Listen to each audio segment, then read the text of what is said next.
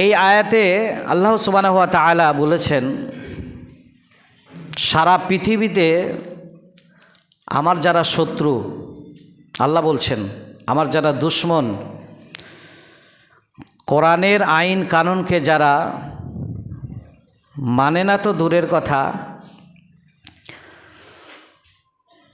যারা মানে কোরআন হাদিসের আইনকে যারা মানে, তাদের উপর যেভাবে অত্যাচার নির্যাতন জুলুম যে করেছিল, সেই মানুষগুলো কারা?